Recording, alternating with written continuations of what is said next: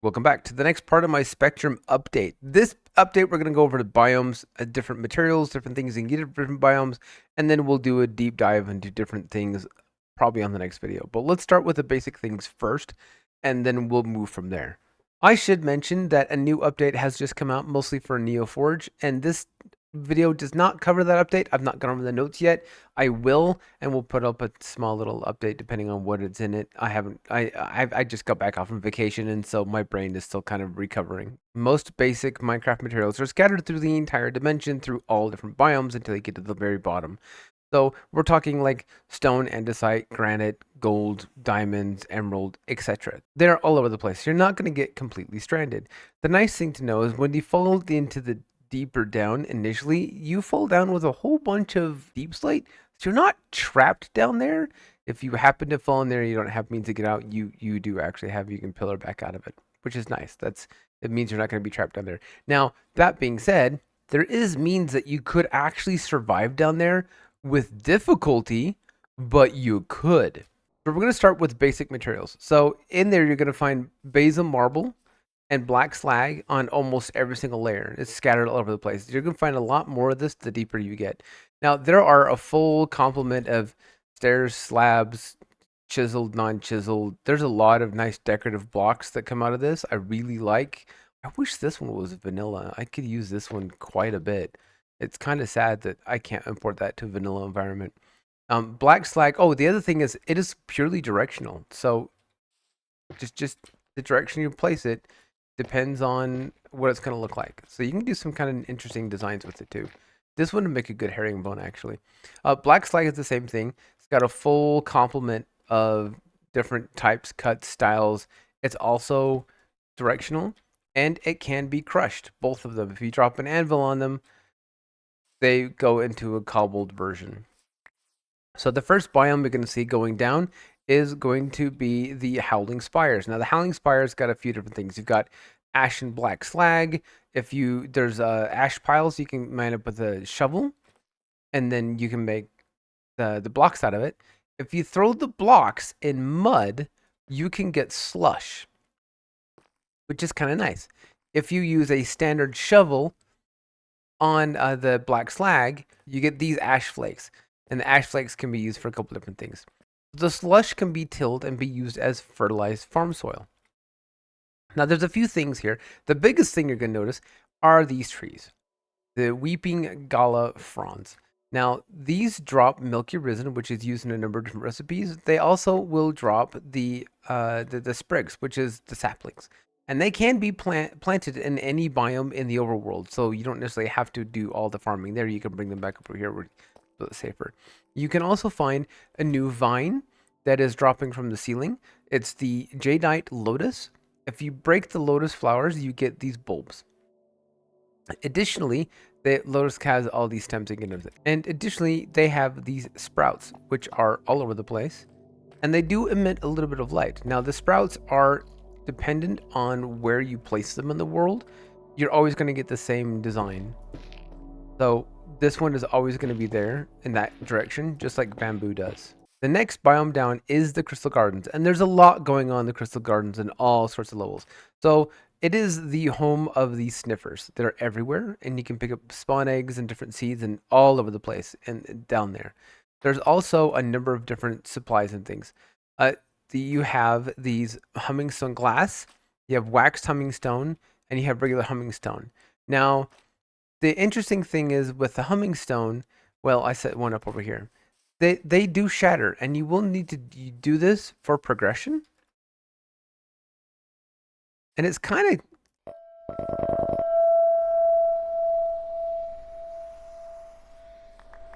and that I've never seen one explode quite that loudly or that quickly. I probably did too many, but that's how you get that one real big piece of materials you need for it. If you wax them, they don't ring at all. So, and eventually, as long as there's only 4 or 5 of them, these will stop going off, but they do trigger each other. Now, you also get the nephrite blossoms and stems. They can be bone milled, and you can get these plants. The blossom leaves will grow into different fruits and things, And if you take the blossom bulb and the bulb from the jadeite plant and throw it in a fusion shrine, you can get germinated jadeite bulbs. So, and because both of these can be bone milled like trees, that makes these a lot easier to get.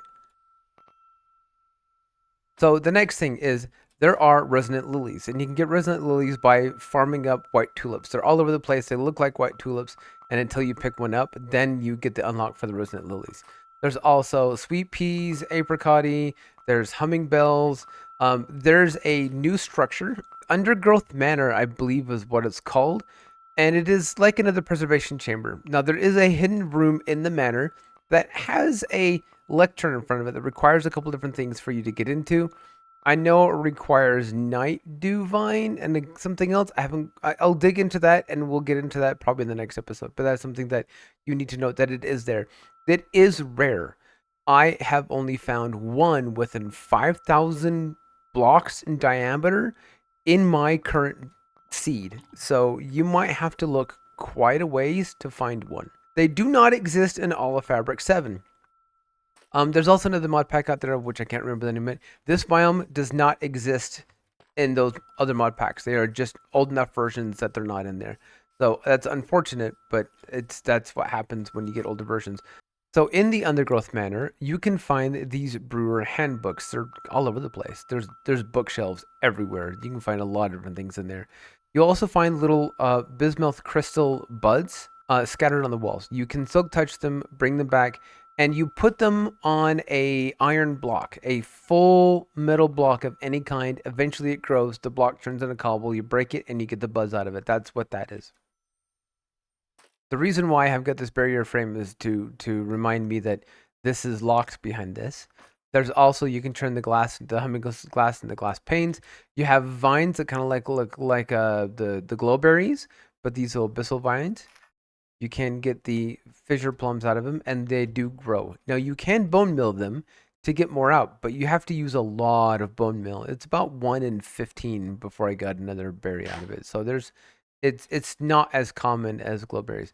There's also night dew sprouts that hang from the ceiling in the same general vicinity as the abyssal vines. You do need to use shears to pick them up. Now, most of these things will unlock additional things in your book. So there's a lot of unlocks in this area, like a whole lot of unlocks in this area. But probably the most important one is the Moonstone. Moonstone is going to be needed for your pedestal upgrade over there. And it's going to be used in a lot of different recipes. Of course, you're going to also need to have to crush it in order to get the powder for different things. And we'll touch on this in a little bit later. Now, the very interesting thing about night dew is night dew can only be planted on blocks that are native to the deeper down. It doesn't plant on anything else. Now, the other fascinating thing about night dew is you can eat it.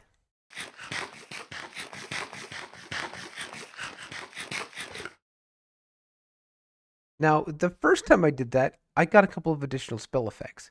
Solemnity and something else, I can't remember what it's called. But ever since then, I've not gotten it again. So I don't know what the requirements are, or if I'm in the wrong place, or there's something there that I haven't quite figured out what that is yet. But this can be grown in the overworld. They do not produce berries of any sort. It is used in several different foods and teas, so things that can be consumed. So the resonant lilies are not just found. They can be made once you unlock them. You can take a stack of white tulips. I don't know if it's any flower, but at least white tulips. And you throw them in the liquid crystal.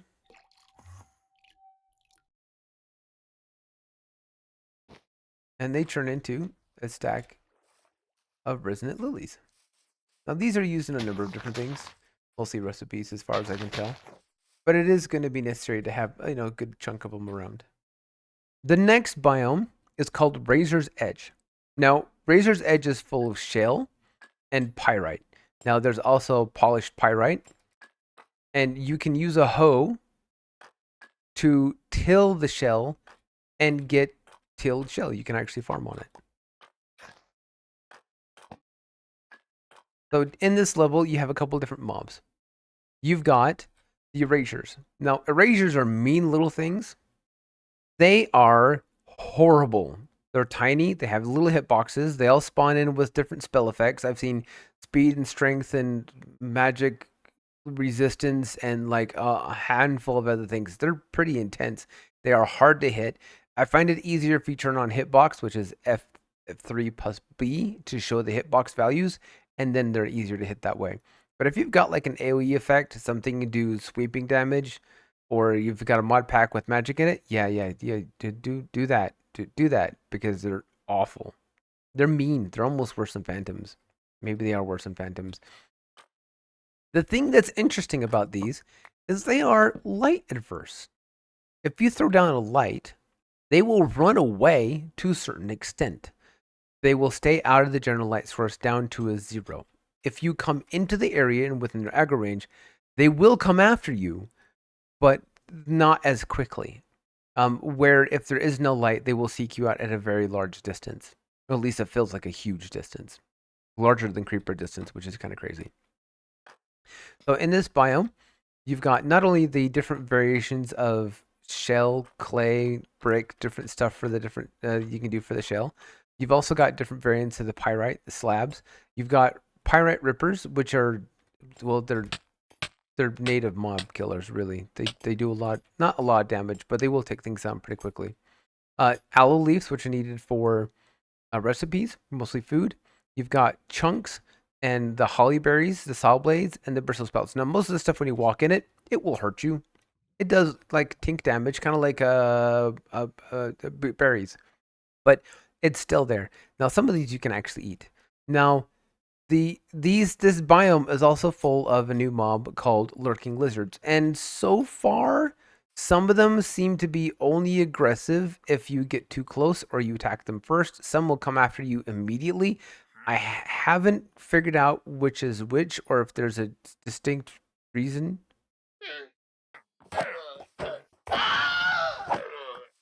Anyway, I don't know if there's a different aggro properties for the different lizards, but they do seem to behave slightly differently depending on light level or color, but they all have their own individual heads. There is also a rock crystal that if you crush it, you get netherite, nether quartz out of it. I feel like there's something here huge that I'm missing, but I haven't quite been able to put my finger on it. Now, the next biome is really interesting because it looks plain on the outside. You've got Schimmel, which is the ground. You have 4 new types of wood, which are all mushrooms. Each one has got different doors, trapdoors, walls. This is actually a chest, and they're all directional, and new lamps. But this is where it gets fascinating. There are new cities and preservation chambers and different things. So this is one of those things where it's better to show than tell. So we're going to teleport down to one, and we'll look around a little bit. Now, these cities only seem to show up in this biome, in the Noxshroom Forest. And they are of different types, various sizes, different things. Not all of them have these graveyards with little offering bowls in them, but some of them do. Most of them have, candles and dead bushes and things like that. And you can see how this one has got a shroom in it. But what you're looking for is this guy, because you're going to need him for later. Now, I've been to a couple of them, like every single one of these offering bowls has got one of these memory crystals in it, and I've been to some where there's absolutely none. Now, depending on what version you're on, if you're on the All of Fabric 7 version, there is a city variant that has basically a strip mall, and you're going to find most of the books, because there are 3 or 4 new books that give nothing but recipes. And there's a lot of new recipes in this update. A ridiculous amount. That includes the Brewer's Handbook if you're on those older versions. Otherwise, the Brewer Handbook, as far as I can tell, only spawns in the Undergrowth Manor in the Crystal Forest. Now, when you're in this area, there's a couple things to take note of. First of all, there's a new preservation chamber with turrets. Now, the turrets run off the same basic principles as skulk sensors.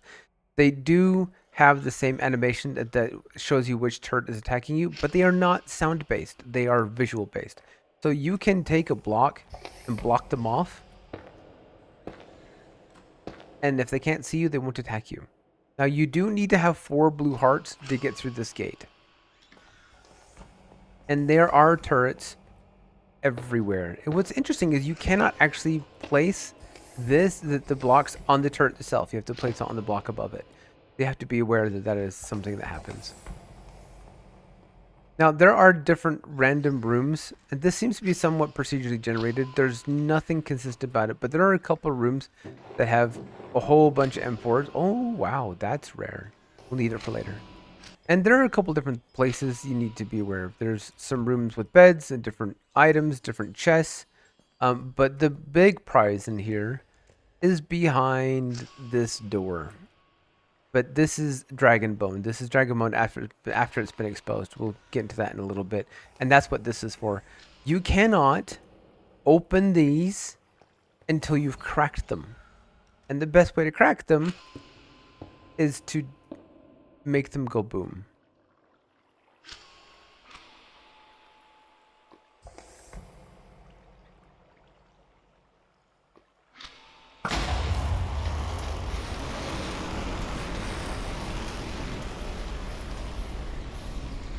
Primordial fire hurts badly, often. So be aware that if you're standing here and you blow that up, it's probably going to kill you. That thing, the amalgamum, has got a huge blast radius. Really, really large. Now, there's two ways you can do this. You can get the amalgamum, which takes a little bit more. You have to have pure alcohol and a couple of other recipes. Or the easy way to do it is just use an end crystal. Now, the thing with the end crystal is you have to have the crystal at the level that you want to break things. So if you're trying to break this block would need to be obsidian, your crystal would need to be here, and it would break, I think, only this block. So they're a bit more expensive, but it can be done. And this room is nothing but chests. And you can see that I haven't opened any of these. The inventory isn't generated, so I've never been in here before. Now, back outside, there is something else you need to be aware of. And that is this building right here, this church-looking building. Now, this is kind of neat because it's going to be the next evolution for what you need for your pedestal. You need to take all of this moonstone chisel basalt because you cannot make this. You want to take everything out of the pedestal and you're going to take it back to your pedestal and put it in the same format so everything is going in the same direction as it is here. You want to mirror this. Just this. The rest of it doesn't matter. But this is important that it's going the right way. Because that is an upgrade to your standard pedestal. You need to have both. So as soon as you get the moonstone dust, you put the dust and the crystals in your pedestal, you upgrade it, you get it that way. This is level 2 of the moonstone upgrade in order to get it for this. So this is necessary. That took me way too long to figure out on my own. Like way, way, way too long. Now the nice thing is there are colored trees everywhere. Easy access to pigment. You've also has these different plants. There's pink and orange and purple and black and red, I believe. Now, the Noxshrooms, these can be bone milled to grow into one of these. These blocks do put out a little bit of light. Not a lot, but a little bit. And you can see how the forest is kind of pretty. It gets very dark down here very quickly. This is actually a very small city compared to some of the ones that I've seen and set up. The first one of these I found was easily double the size. So this is kind of an unfortunate find. This was the closest one to my spawn point where I came in. That's why I picked this one. Plus it had the church and the preservation chamber. So don't expect them all to look like this. That is somewhat procedurally generated. Some of them are ridiculous. And some are just itty bitty and there's almost nothing there. Well, since we're already down here, let's go find a black Langst, because that is our next biome. Now, the black Langst can border almost any biome that I've seen so far, except for, I don't think I've seen them in the Ashen Howling area, but everything else I've seen them on the edges of. Now, the interesting thing about the black Langst is it gets dark, like really, really dark. And even if I do night vision, infinite, amplifier of 20, it does nothing. Gamma protection, free full bright, it does nothing. It is beyond dark. So you don't come down here without torches because you will die. Partially because there's midnight solution everywhere. Now you can use decay away and turn this black materia back into dirt. Now, the interesting thing about this biome, aside from having an ample supply of midnight solution that you no longer have to make yourself, are these little sag bubbles. You cannot pick them up. You cannot do anything with them except for one thing. You can use a nature staff on them and turn them into resonant lilies. Now, leaving the biome, it takes just a little bit for the light to come back, basically. And it takes a little bit longer for it to completely decimate, so you don't walk into an area and immediately die. Because it is very easy to die. Normal mobs, including creepers, I've been creeper killed in the Black Langst more than anywhere else down here. It is really dark. You thought creepers were bad before? Oh, buddy. Do I have news for you. Now, the last biome on our list is this one. This is called Dragonrot. It is, well, dripping blood. So that's a fun thing. There's a couple different things to know. There is Dragonrot fluid that you can pick up in a bucket. If you walk into it in survival, it will kill you. Deadly poison and life drain. So I don't know if it's intended or not, but even if you walk into it in creative, you still get the deadly poison and the life drain effect. So I don't know if that's on purpose or if that's a bug or whatever. The other thing to note is the rotten ground. You sink into it quite a bit actually, and the erasures do spawn in here, and they're even harder to kill because they're sunk partly into the block. Again, it's really important that you have some kind of protection against that kind of thing. I personally would not recommend coming down this far unless you are either in bedrock armor or enchanted netherite, because when you get down to about this point, this place gets really brutal. And you can die very easily. Things hit hard, like really hard. So don't be surprised. This is an I told you so if you die down here and you've been warned. Now in this biome, there's a number of different plants that you need to be aware of. You can pick up any of the dragon plants. If you bone meal them, they do spread. A couple of things you want to look for, however, are the doom blooms. You want those. The seeds, if you bone meal them, they can grow up to the seeds. You can have the seed and it stays there. So they'll spread indefinitely. There's also these little snapping ivies. And they don't hurt a lot, but they do slow you down and they're kind of a pain in the butt. But the thing that you will find mostly down here is going to be dragon bone. Where's a dragon bone? It's weird that I'm not finding anything in a biome this big. There's one. Now, normally this looks like normal bone blocks until you get to a certain point of the progression, and then it shows up this. I believe this showed up when I blew it up the first time with an end crystal, and then it exposed. I think you can also find the dragon bone inside different chests in the Noxshroom Forest. I don't know if that's intended, but you can. And that's part of the reason why I even knew what it was, because for the longest time, I couldn't even figure out how to mine it. Now, I had a viewer, George BF2TQ, who was very kind and left me a few tips on my last video. He told me that there's a few things, like you can set another portal here down in the deeper down, and it connects you to the nether and vice versa, but it will drop you from the ceiling. I haven't figured out how that works exactly yet, and if I do figure it out, I'll post it. But there's a few other things that he pointed out that I needed to. Some of them I didn't know, and we're gonna go over those. We're gonna get into that later. I'm gonna call it here for this episode. This is already a lot longer than I wanted it to be. So the next one is going to be more about progression and the things that need to be done in order to progress your pedestal even further, kind of how the first series went. That might be one episode, maybe two. We'll see how long it gets. That being said, I'll see you again soon. Goodbye for now.